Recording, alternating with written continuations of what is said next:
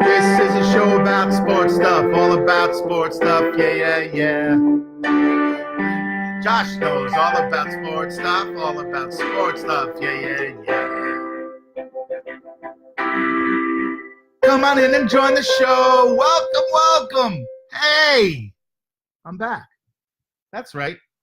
Here I am, your friendly neighborhood sports memorabilia expert. I love Spider-Man. Spider-Man was amazing because he was like us. You know, he was a kid. He wasn't like, he was a teenager. And then he got really cool when John Romita took him over, and he became like he became like a grown-up teenager, and he was like, he had the most beautiful women around him, Gwen Stacy and Mary Jane Watson, and I loved it. That was my I went from DC in my pre-puberty time, and then when I hit adolescence, I started reading Spider-Man, and then Gwen Stacy died. That was it. I couldn't handle it. It was too emotional for me, and I grew up, and I started. I sold my comic book collection, and I bought a keyboard.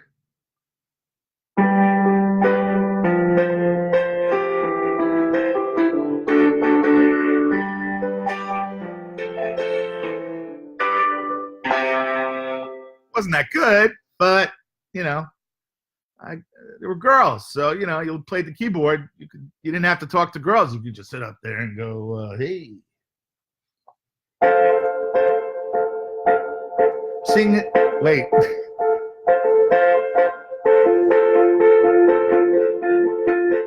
I'm singing this note because it fits in well with the chords I'm playing. Can't pretend there's any meaning hidden in the things I'm saying, but I'm out of tune, right out of tune. I'm in tune, and I'm gonna tune. Awful. But I was better back then. So anyway, and then I got into this business, and then my life was ruined. But that's neither here nor there. It just came up off a deal. I got some great stuff. Very excited. I'm going to show you some of that next time. I'm going to show you my favorite thing, the thing that I love more than anything else, other than, people. And my dogs. Oh, I love my dogs. I was on a plane, and anyway, this guy wrote to me. The little emails come up here, and it totally distracts me because it's like cool things. This guy is trying to trade me. I have the best hockey box in the world. I showed it to you. I have it's like 62, 63 or 63 Parkhurst hockey, and it's the only one. It's like the best one. And hey Troy, how you doing? And this guy wants it so bad, and I'm not going to trade it for something that's not great. He offered me some nonsense.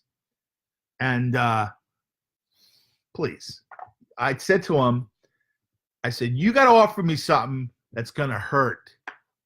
I never said that before. Can you imagine? You give him the best of something, and he wants to give you okay, I collect non-sports boxes. Those are basically unopened boxes, full boxes of non-sports cards with all the packs in them. 50s, 60s, 70s. Here's a great one. Wacky Pack, Series 3, 1973. Now look at this. This is amazing. This is as it was. That's good. It's got all the packs. It's unbelievable. And each of these packs are worth at least $100 a piece. Times, this is 36, I bet you. 48. This should be worth $5,000, but I don't think these packs are quite worth that. I paid about $3,000 for this box, which I'm very happy to have. $3,500, something like that.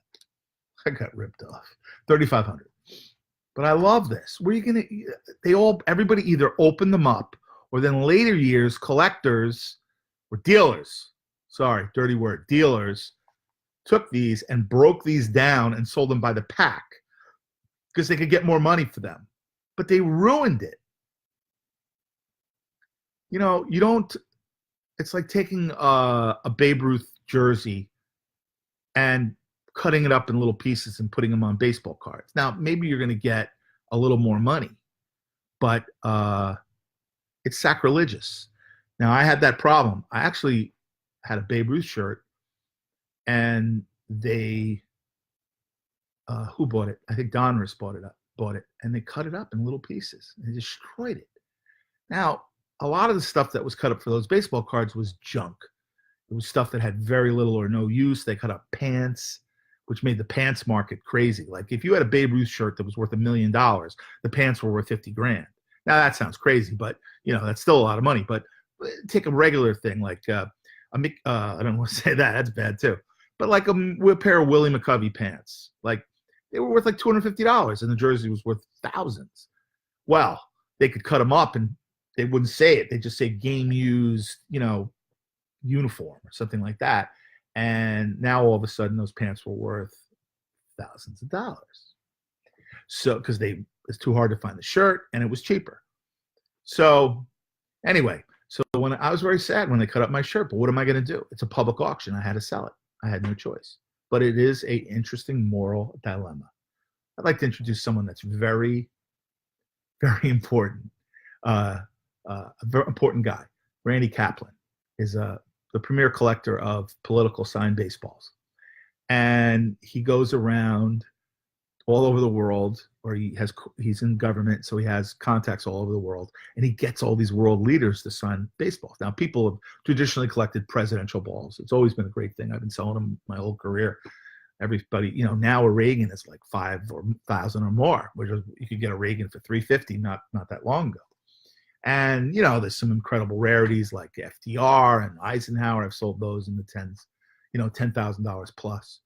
And interestingly enough, there was a very famous, I think there were a pair of signed baseballs that were from the first presidents, such as, oh wait, I gotta plug my computer in, such as Teddy Roosevelt, William Howard Taft, who threw out the first ball at a baseball game ever, and the Hall of Fame year after year got these signed, continued president after president, and they got stolen, and they ended up in a Mastro auction, and they were like, hey, so they got it back. But that's good. You know, it's funny. You think, oh, well, it got in an auction. That's terrible. Well, it could have gone privately to a private collector, and no one would have known, and they wouldn't have gotten it back. Hold on. Gotta plug this thing in. I'm blind. So there is something to be said for these auctions because they're kind of a clearinghouse. So anyway, so Randy collects these amazing balls, and he got a Putin recently. He sent me a picture of it. I was very, very excited. And but I think it's important that Randy came on today because George Bush died. Now, I'm not political. I don't believe in politics. I believe in issues, okay? And there's smart people that have bad ideas, and there's dumb people that have great ideas, and there's Republicans with great ideas and Democrats with great ideas. Generally, you know, Democrats are a little better on the heart side of things, and Republicans are better in business. You know, business and commerce and art, you know. So you should take a little bit of both. But George Bush was a good man. And I have 9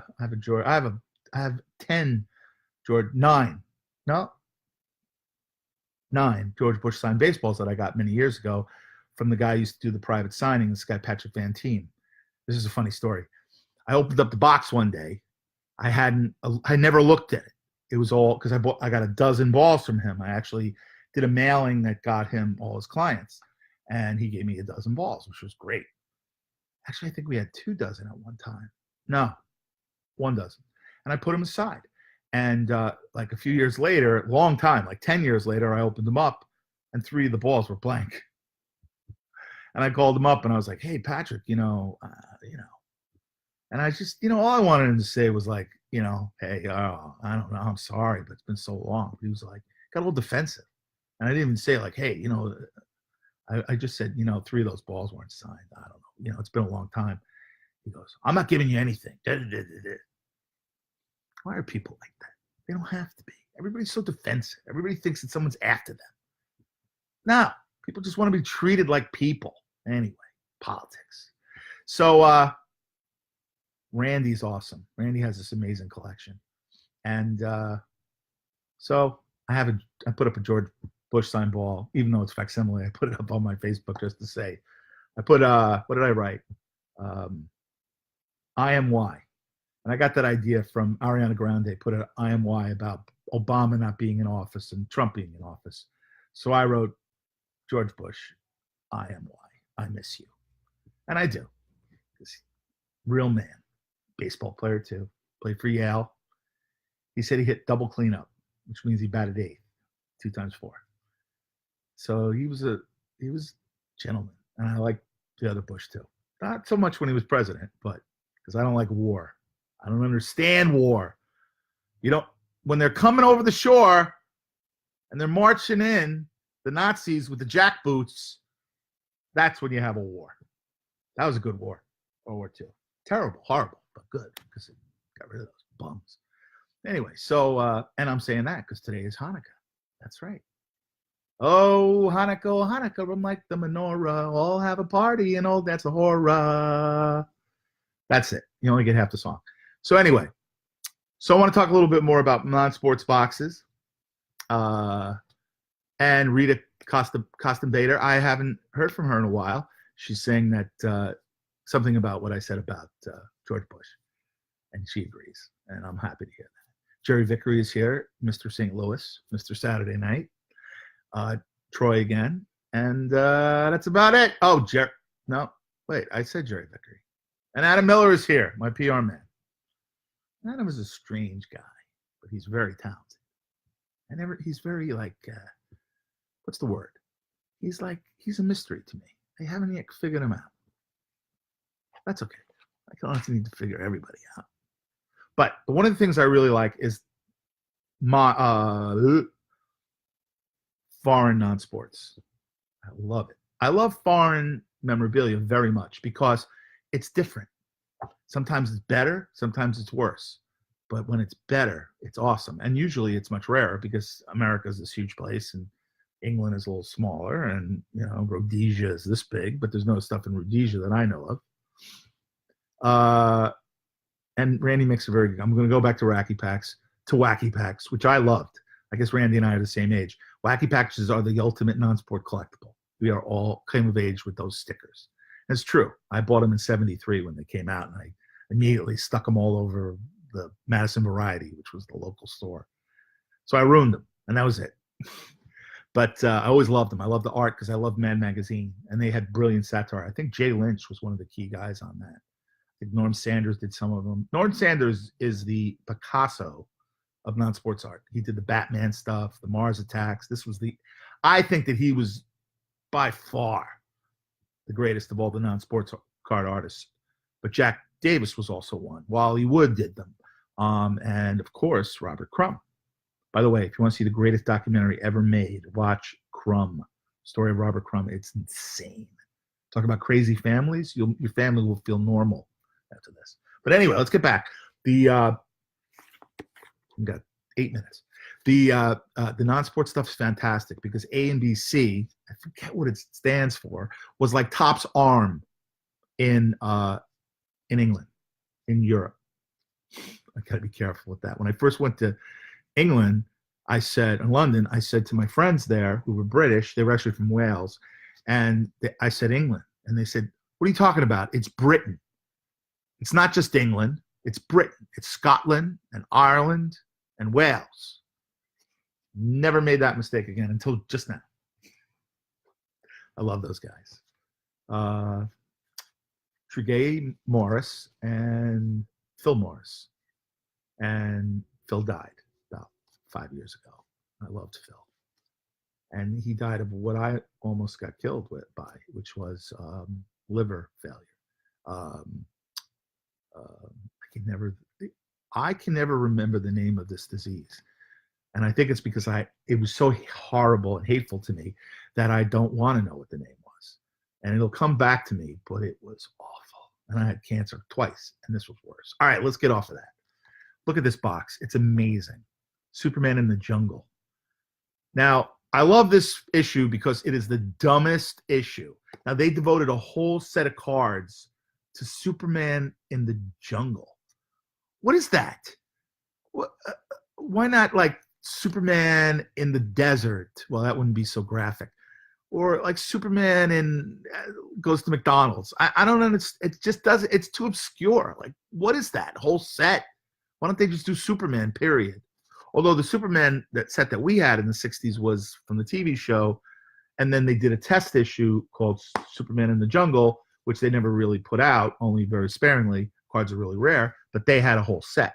So maybe they were like, all right, let's give that to the Brits. They don't know any better. Beatles, they'll never make it. So I love this. Look at that. Is that gorgeous? Now that's not a full box. Forget it. I don't want to show one side. Oh, look at that. I hate that. Oh, I believe it's not there. So I love that. Anyway, and there's some other, like, I've just been like, look at this. Now that's an empty box again. I didn't take too many fulls because I don't like to handle them too much.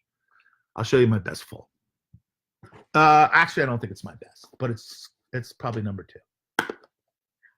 I found these, by the way. If anyone needs boxes for these, for your non-sports boxes, they don't really make a hobby product, but these are perfect. It's actually a pencil box, and you get them on. I got them on Amazon for like $4. If we all got together and bought them, we'd get them a lot cheaper. This is my Addams Family box. The first box I ever bought, major box. And I bought it at the National like 2 years ago. That's when I really first started collecting, although I've been dealing with non-sports for many, many years, back since when I was a kid. Look at that. Is that awesome? That's a great box. That's like, I paid $18,000 for this. What are you, out of your mind? Josh, what's wrong with you? Anyway, now you can see it's wrapped by BBCE. Baseball Card Exchange, Incorporated. They're incorporated. These are good guys. This is Steve Hart, a friend of mine. And he wraps these, and he's authenticating them as authentic. Now, personally, if I'm collecting them, I don't want them in here because I want to look at them. You know, I want to feel them. But if you're going to sell them, this is the best way to do it. So when you're ready to sell your stuff, you can get it wrapped. And these prices are pretty reasonable. But I was always worried about this box because you never know what's inside. Like, is this going to be crappy inside? So I met these guys one day at the National last year, and they told me they knew this box. Like, they know exactly, like they traced it. Started out at like $5,000. And I asked them, I said, so what's it like inside? And they said, it's beautiful. It's like that scene in Raiders of the Lost Ark when the guy that's like the head Nazi archaeologist, and he opens up the Ark of the Covenant, and he looks inside and he goes, it's beautiful, it's beautiful, and then it melts his face. So if I open this box, that's right, it would melt my face. So now, this is interesting. This is the 70s stuff, like Partridge Family. I love the Partridge Family. Oh my God, I really love them because the music was so good. My mom is coming. No, she's coming. My mother's coming. It's a big problem. Mom, I'm on the doing the show, sports stuff. You want to come in and say hello to the audience? Oh yeah, just a minute. I want to say hello and show my dog. You want to show the dog? Oh, is that work now? Yeah.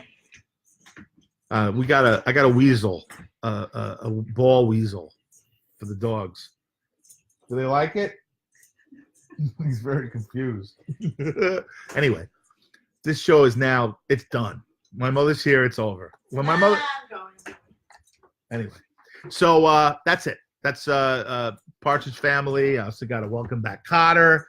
Now these boxes are relatively cheap. I mean, you can get a Welcome Back Cotter for like $100 or less. This is the stuff to buy. If you want to invest, buy this. It's going to be rare. It's not going to be Adam's Family, but it's not going to cost you $18,000. What's he doing? He likes it? Well, no of it was like, what is that? Man. So this is getting boring. What else do I got? I got nothing. I just like this. I love Beatles. Anything Beatles. This is a foreign box. Upside down. This is the rare upside down version. This is the rare right side version. This is awesome. These have these little tiny boxes. There's my mom. Mom, say hello. Look in the camera. Hi. Hello. Mom, what do you think of all this? I think it's very interesting. I like that stuff. Good graphics. Oh, you like the Beatles stuff? I always liked the Beatles. 1964. Yeah. Well, this is Yellow Submarine.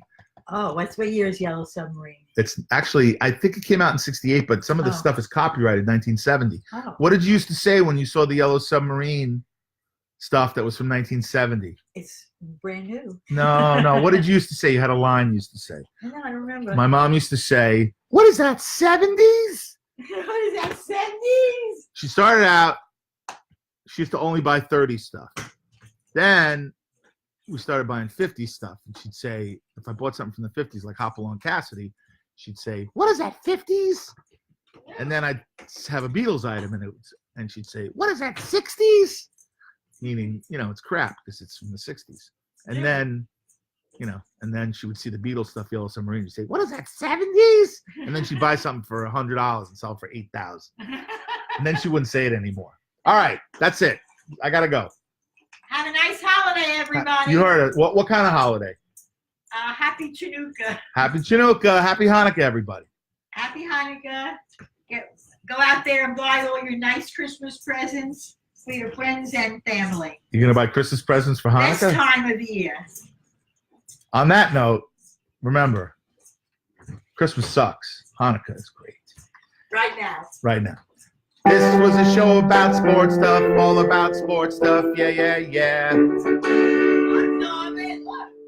Josh knows all about sports stuff. Maxine, too. Sports stuff. Yeah. Hope you really like the show. She's talking to the dogs. Thanks for coming. Really appreciate it. I hope you liked it. Have a good night. If you want to stop it, you got to